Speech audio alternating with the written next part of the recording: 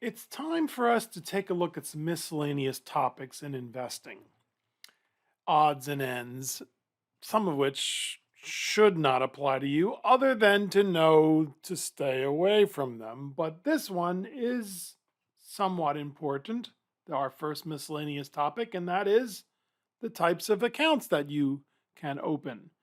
There are others, but we'll take a look at retirement accounts, which the IRS calls tax qualified accounts, and there are more than just one type of tax qualified account. Regular accounts, which is what we open if we don't ask for anything special, and then annuities. Why? Because you got to put your money somewhere, right? Yeah. This slide, number 2, is my attempt to try to show you the subtle differences between a taxable account, also called a regular account, and a tax qualified account, in this case, a retirement account. But there are medical savings accounts, health savings accounts, educational savings accounts, and they all basically work similarly. The IRS lumps them into the group called tax qualified accounts. Because when you have a taxable account, every year when you earn interest, dividends, rent, whatever, or capital gains, you have to pay taxes on that. You'll get a Form 1099 or something along those lines. And notice that with a taxable account, a non-qualified account, the IRS calls it, a regular account, you'll see that there are, no limit on contributions, no limit on the investment types, and of course you pay taxes every year. So this is trying to look like a bucket. I'm not very artistically inclined, if you've noticed that. This is trying to look like some kind of bin or bolsa that can store different types of investments. And notice that there are no limits. You can put real estate, options, cash, short-term investments, futures, buying on margin, mutual funds, shorting stocks, and stocks also as well as stocks. Whereas with a retirement account, a tax qualified account, the Congress has said, look, stocks are risky enough, right? No derivatives. Well, there's a couple of exemptions. No shorting, certainly. No buying on margin. No. This is risky enough. Stocks, bonds, mutual funds, and short-term investments. And also notice that there are strict limits on contributions. You can't put $1 million into your retirement account. And we'll discuss those limits. And as we said, there's strict limits on investment types. And now, what are the advantages though? Well, in most cases, they are tax deferred, which means you don't pay taxes until you retire, or in the case of medical savings accounts, until you use them for medical purposes, or educational savings accounts until you use them for educational purposes. Or in some instances, they are tax-free, which is really, really cool. So here's the dilemma. People will say, well, how much money can you make in a Roth IRA? Or how much money can you make in a 401k? That's the wrong question. The Roth IRA, the 401k, is simply the holding place for your investments. We have to ask how much money, what kind of returns, and we've asked that question since the beginning of the semester, what kind of returns can we get from stocks? What kind of returns can we get from bonds and short-term investments and the mutual funds that are based on those? So we don't ask how much money you can make in a Roth IRA. You can make a lot of money if you are very good with your stock purchases. Or you can make a very little money if you put it into a savings account at a bank or a credit union. Does that make sense? I hope so. Please study this slide, because you are the investment guru now for your friends and family, and you have to be able to explain to them that no, a Roth IRA is not an investment. It's a place where we put investments. We put our investments in the Roth IRA. Make sense? Good. Okay, so now what are the types of retirement accounts? Well, they fall into two categories: pre-tax, sometimes called before tax, and post-tax, sometimes called after-tax contributions. And there are several, the 401k, the 403b, the 457. These are employer-sponsored plans for both public and private employees. The traditional IRA is for everyone. And then for self-employed, there are SEP IRAs, simple IRAs, KIOs, and they work very similarly. How do they all work? You get a tax break now, which means you get to deduct the contributions from your income taxes. Very cool advantage. And the investment grows tax deferred. Well, when do you pay your taxes? In retirement. Well, that makes sense. In retirement, you're usually in a lower tax bracket because you're not working. So I'll take that deal. But there's another choice, and that is post-tax contributions. Typically, when we talk about post-tax contributions, we're talking about Roth IRAs. But there are also Roth 401ks and Roth 403bs. Now, we put them in parentheses because that's not what the IRS calls them, but they work similarly. You don't get a tax break now, but you get a tax break later. And you'll notice that we have to qualify our description of Roth IRAs. They're for almost everyone. Well, actually, there are for everyone. There's just some weird accounting you got to do to make sure that you don't run afoul of the IRS. So, the individual retirement arrangement? Wait a minute, I thought it was called individual retirement account. Well, everybody in the world calls it the individual retirement account, except for the IRS, because the legal term is individual retirement arrangement. There's a piece of trivia that you could use at a bar some night. It's actually individual retirement arrangement. It is the most popular personal retirement plan. It's been around for decades. And now the IRS refers to it as the traditional IRA to differentiate from the Roth IRA, which came around in the late 1990s. Anyone with earned income can contribute to the traditional Roth IRA. There's no income limit. There's some confusion because there's an income limit on whether or not you can deduct it from your taxes. That's the income limit. The contributions are normally tax deductible, pre-tax. But if you have a 401k or a 403b or some other employer-sponsored plan at work, and you make over a certain amount, the amounts are different for single and married couples, then you can still contribute, you just can't deduct that from your income taxes. So now you have two numbers in your traditional IRA. You have the pre-tax amount and the post-tax amount, and you want to keep track of those. The IRS calls it your cost basis. Figured that one out. Because when you go to take the money out, you want to be able to say, hey, some of this has already been taxed. I don't want to be taxed twice, which is a bit of a pain to keep track of that, but it's not impossible. The contribution limits increase with inflation. And the cool thing about this is your investment grows tax deferred. You don't pay taxes every year, but when do you pay taxes? In retirement, normally after 59 and a half years of age, but there's a couple different ways you can get it out sooner. You have to talk with your tax professional. It's not that hard. And mandatory withdrawals now begin at age 72. They used to begin at 70 and a half. There's talk of even raising it to 75 because people are still working in their 70s. In fact, the Roth IRA doesn't have this provision. And why is that? Because the gentleman who it is named after, William Roth, was in the he was in the Senate. I'm sorry, he was in the Senate when this was created, and it was his baby, and that's why they named it after him. And he was really angry because he was in his 70s and he was having to take money out of his IRA even though he was still working. He was a senator. And so he made sure that the Roth IRA does not have mandatory withdrawals.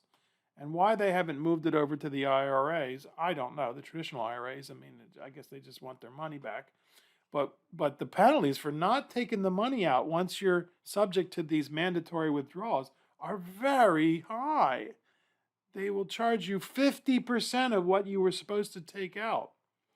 Now, I've known individuals in their elder years who did not take the money out. And when they told me, I said, no, start taking it out this year, okay? Don't say anything to the IRS. And it just seems they don't enforce it because it's a horrible thing to do to elder people, in my humble opinion. And since I am quickly closing in on this number, I'm going to make sure that I take my required minimum distribution out. Thank you very much. Now, the IRAs have many cousins. The 401k, these are for corporations and other businesses. The 403b, the 457, the 401a for public organizations. That's what we have here at Southwestern. We have a 403b and a 457. The SEP IRA for small businesses, the Simple IRA for small businesses, the Solo 401k for self-employed. Oh yeah, you can use this SEP IRA or Simple IRA for self-employed. And then the SAR SEP, which has been phased out. If you have one, you get to keep it, but there's no new ones. And then I love the name Kyo. Yo. It reminds me of the Wizard of Oz at the end. You're going, yo, he, yo, ki. Yeah, I know. It's pretty bizarre where my mind goes when I let it. And then the Roth, the very, very cool Roth, which has post-tax contributions, which we will describe later on. And as we said, the 401ks, 453s, 403bs, 457s now allow you to have post-tax contributions. So we call them a Roth 401k, but that's not what the IRS calls them. The IRS just calls it a 401k with post-tax contributions. Isn't that nice of them? They all work very similar with tax deferral, tax break now, pay taxes later, except for the Roth option, which you don't get a tax break now, you get a tax break later. So let's take a look at an example. You work for a corporation, a company, small business that has a 401k or maybe a simple IRA, and you put in $100. Now, it depends on your marginal tax bracket, which is something we discuss in detail in Business 121, Financial Planning and Money Management. And by the end of the semester, everybody's forgotten all about it. But it's still something you should know and your tax professional should help you with. If you're in the 25% federal bracket, which doesn't exist at this moment, but will exist after 2025, they lowered it for a few years. Maybe you're in the 8% California bracket. What that means is if you put $100 into your paycheck, the feds are going to subsidize that with a $25 gift to you. The state of California is going to subsidize that with an $8 gift. Well, no, they don't write you a check. They don't give you any money. What they do is take 25 fewer dollars out of your payroll paycheck for federal income tax and 8 fewer dollars out of your California withholding for income tax. So it's essentially as if you see $67 removed from your paycheck, but the whole $100 goes into your account. Now, that's pretty darn cool, right? I mean, don't you get a $100 investment for only $67. Plus, we're not even taking into account the fact that some corporations and businesses, not usually schools and hospitals and public entities, will match. You put in 100, they'll put in 50. You put in 100, some of them will put in 100. A 50% return or 100% return on your investment in one day, that's free money. Who's going to give you that? Only your employer. And why is that? Because once you go away, they don't want to ever hear from you again. The old pensions, the traditional defined benefit plans, as they're called, they're disappearing and being replaced by these defined contribution plans, 401ks, 403bs. So this is an all-around good deal. And the reality is, if you invest prudently, wisely, with an eye toward long-term growth, consistently contributing, you have the opportunity to have a pension self-directed that is far better than anything the company's ever created for you.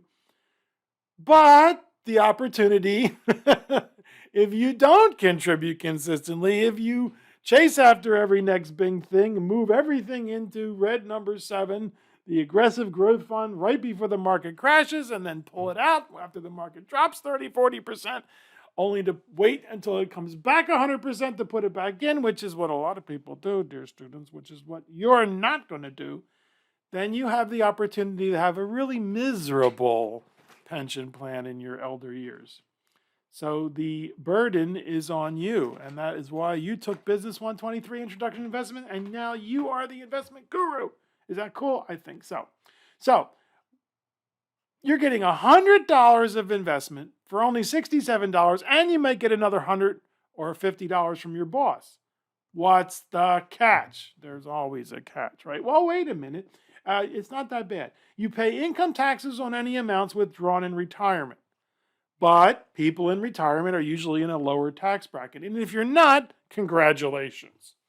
Oh, we're taking too much money out of our 401k. What shall we ever do? It's a champagne problem. And I hope everyone has that problem. I hope all of you have that problem. I hope my clients, I hope I have that problem in my golden years. If you withdraw the funds before retirement, they're going to slap your hand. You have to pay the income taxes, plus you have to pay a 10% penalty on top of that. Now, there are some exceptions. First-time home purchase, higher education, medical disability. There are some exceptions. But financial hardship is difficult, my understanding, to get accepted by the IRS. So you see, this is money that you're going to put away for 10, 20, 30 years. But this is what your employer used to do for you. They would be creating a pension plan. Sometimes you contributed, sometimes they just contributed, or a combination of both. But now you're doing it, and it's personalized. It's following you to your next company where you work, and the next company. So, there are pros and cons. You got it? I think it's awesome. I'm a big fan of the 401k, 403b. Other people really poo-poo it, and I think it's just because they never invested, never put money away thinking they had plenty of time, and now they don't have plenty of time, and so they say, I'm not going to deal with the 401k anymore. Just forget it. I'll work until I die. That's not the best strategy, in my humble opinion. Yeah. Okay. What about the Roth IRA, the Roth 401k, the Roth 403b? Well, you contribute $100 to a Roth IRA. What did the feds give you? What did the state of California give you? Nothing. The total government subsidy is $0. It is after tax. You have to pay taxes on the contributions. So your disposable income is reduced by $100.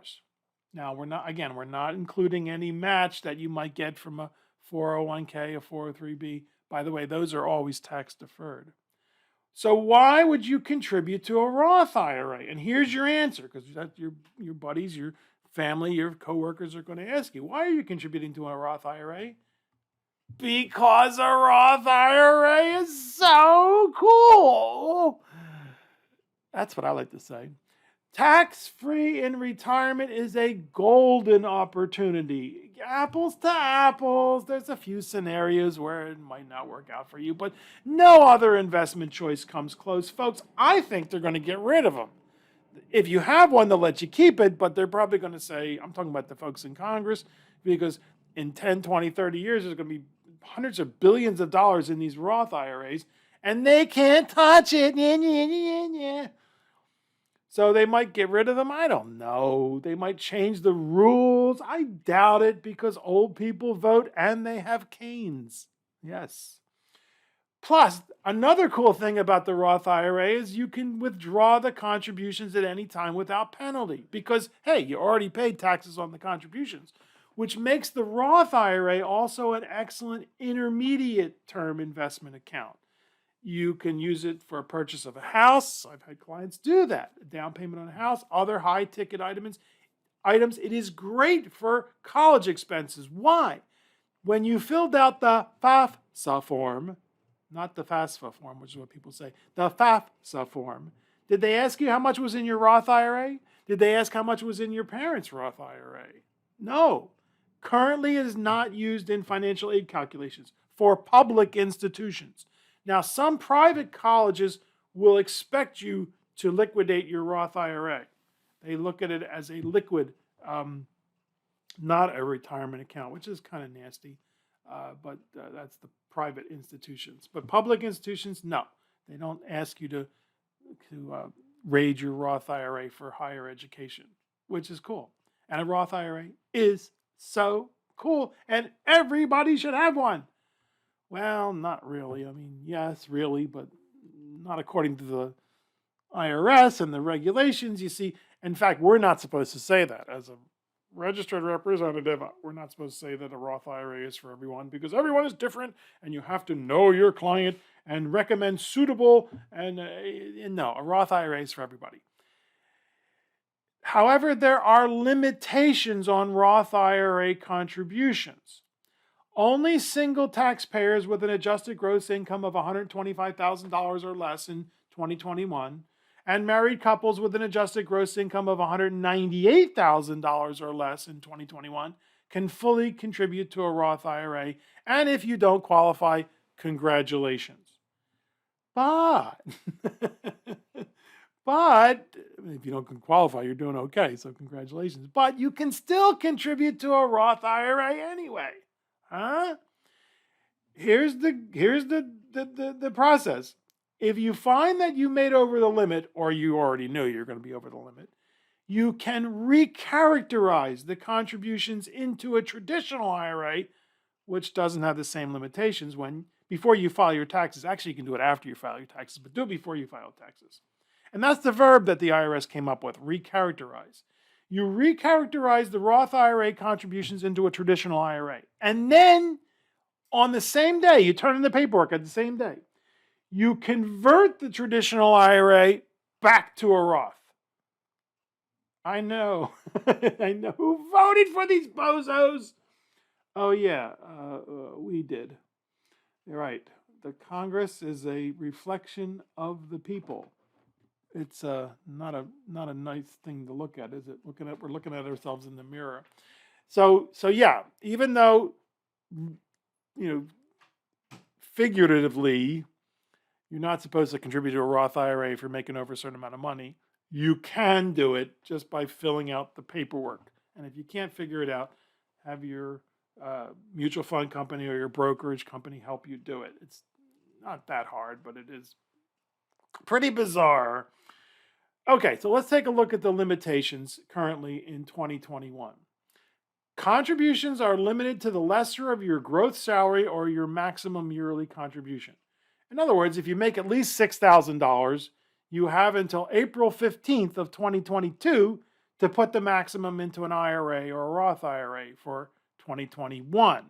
Now, because of COVID, you can contribute up until May 17th of 2021 for 2020. So normally by this time in this part of the semester, it's already over, right? It's April, whatever the date is today, April 23rd. I'm doing this today, April 23rd. But because of COVID, they've moved it an extra month. So you might see this before the time and put some money in for 2020. Your spouse is also eligible, even if he or she doesn't work, as long as you or your spouse has made that money. And the contributions rise with inflation, as we'll see on the next slide. So that's a lot of money, folks. $500 a month, $6,000. You start doing that in your younger years, and you only have to do that 10 years or so, and you keep doing it. But if you can pull that off, as we showed in Chapter 1, if you went through the future value worksheet, and as we discuss in Business 121, Financial Planning and Money Management, we make the students do the calculations there. In this class, we just say, look at them, because we're going to come back to them when we go to present value. And then the 401k, the 403b, the 457, look at these contribution limits, $19,500. And if you're 50 or over, you get to add an extra $6,500. So think about that, folks. If you make $19,500, you could put the entire income into a 401k or a 403b or 457. And these amounts are indexed with inflation and they go up over time. There is a loophole in the law, and I didn't believe this at first. It took me a while to contact somebody at the IRS and knew about it and said, "Oh yeah, it's true." It allows you to, if you're in the public sector, to contribute $19,500 into both a 403b and a 457, or $26,000 and $26,000 if you're both 50 or if you're 50 or over. So maybe you're married, maybe both of you are making a decent salary. If you're young, one of you could put much of your entire salary into a 401k for the year, and the other person, you live off that person's salary. You do that for 5 years, maybe 10 years in your 20s and 30s, you will never have to put another dime away into a retirement account. Assuming the world doesn't end and you invest prudently, wisely, with an eye toward long-term growth and receive 8, 9, 10%, maybe more. And people don't believe me. So I've said, come to my office, I'll show you. And we do the illustrations. Remember the illustrations from chapter 4? And their mouths fall open because it's time that is the exponent, if you remember the presentation.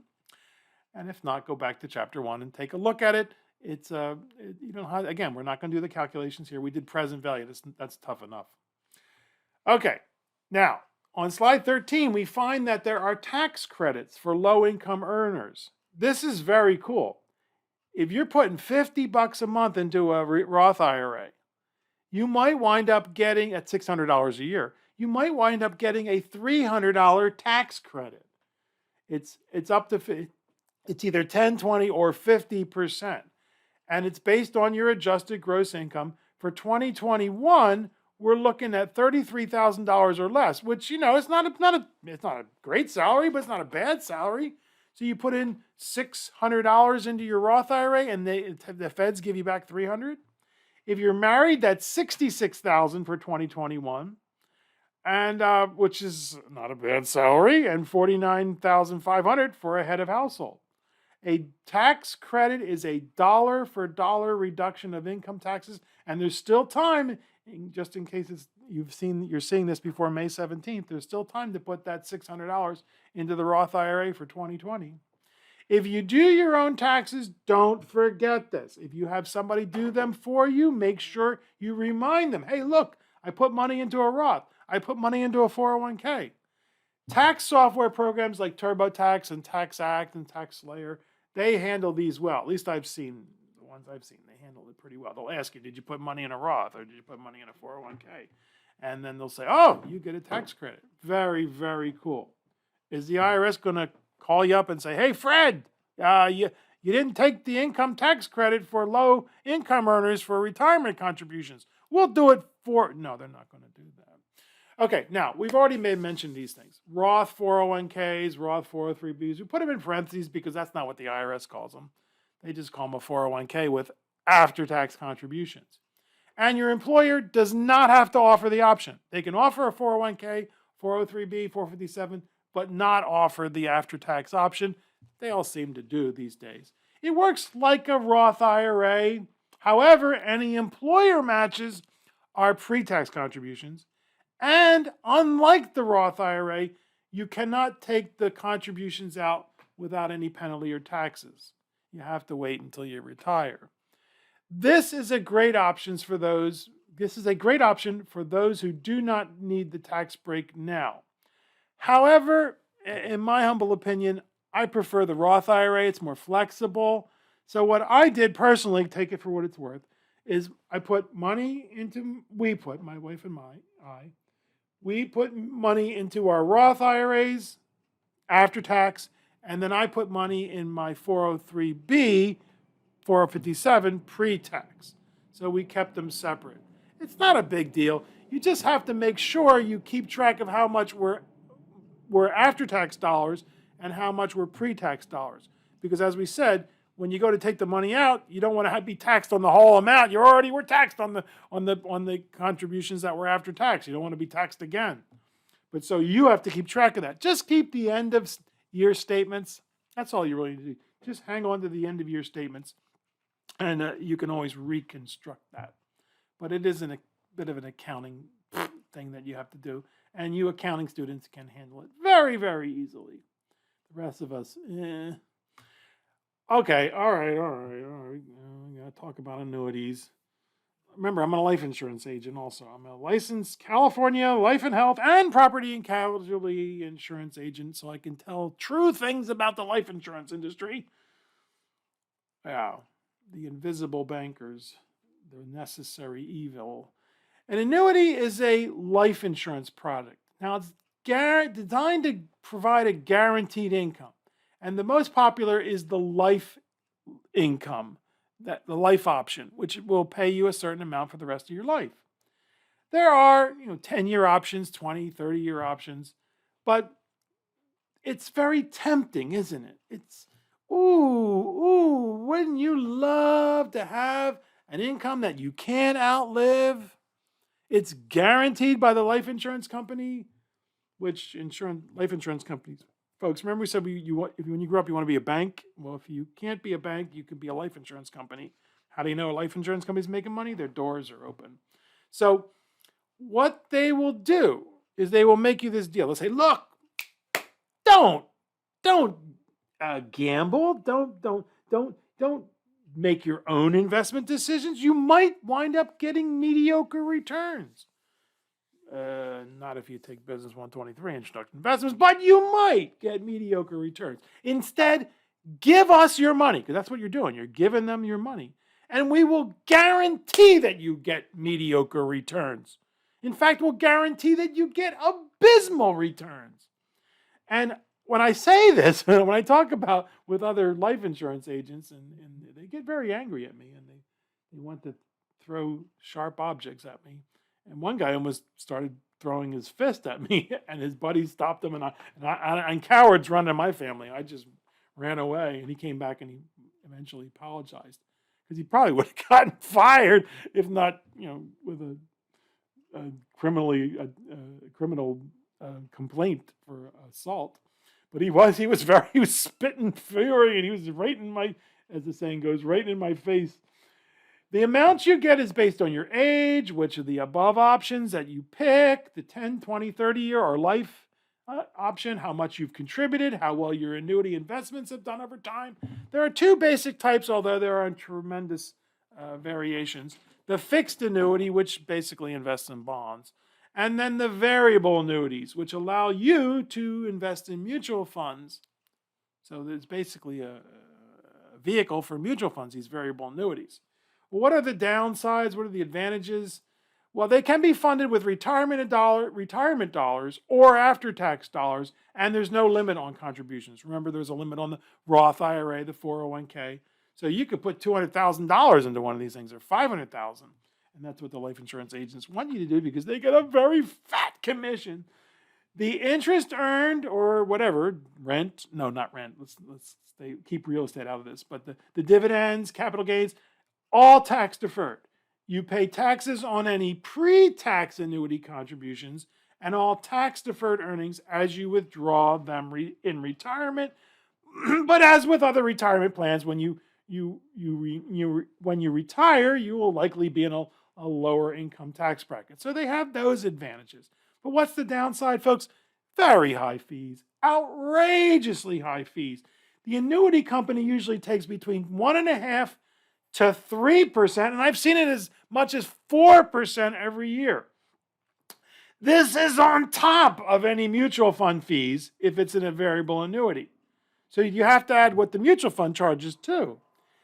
They offer great commissions for the life insurance agents. So there's a future for you. And if you don't have any ethics, enough said. There's some, actually, not enough said. Go to the website, go in Canvas, you'll see some articles. There are just a few of the articles that skewer the annuity industry. And, there's probably one or two that aren't bad, but no, folks, they're not good choices. They're just not good choices. In fact, there's a company called TIAA, which is a very good company, Teachers Insurance Annuity Association, and they were hawking this lifetime income option. And so I did a quick illustration of how that compared to a balanced fund in retirement. And it's just so pitiful, pitiful. So there you go. Come on, folks, sue me. I'm just hoping they come after me. They won't. So to recap, to review, there are taxable accounts where you pay taxes every year, no limits on contributions, no limits on the investment types. There are retirement accounts, pre-tax and post-tax. They have strict limits on contributions, strict limits on what type of investments you can place into these accounts. And you either put your money in pre-tax, get a tax break now, pay taxes later, or don't get a tax break now, pay the taxes. Did I say pay the taxes? I said that wrong. Let's start again. The pre-tax contribution, you get a tax break now. You don't pay taxes now. You pay taxes later in retirement. The post-tax contribution, you pay taxes now, but tax-free in retirement. And then annuities with their high fees. If you have any questions, of course, contact me. I can talk about this stuff far longer than any reasonable person would ever want to listen. And folks, you got to put your money somewhere. So marry what you've learned here with the different types of brokerage companies and the like, and choose wisely. And if you need a referral, of course, find somebody who you trust, and you can always contact me. See ya.